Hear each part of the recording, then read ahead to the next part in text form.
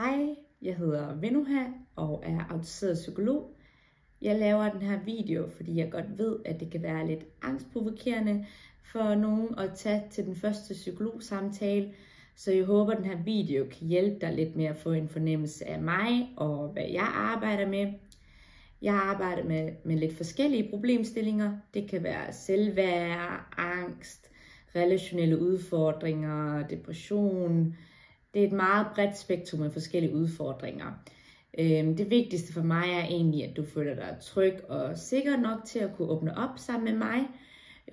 Og så vil jeg bare fortælle, at jeg arbejder primært med kognitiv og compassion-fokuseret terapi. Men det vigtigste for mig er ikke metoden. Det er, at du føler dig rummet, og at du føler, at dine behov bliver imødekommet.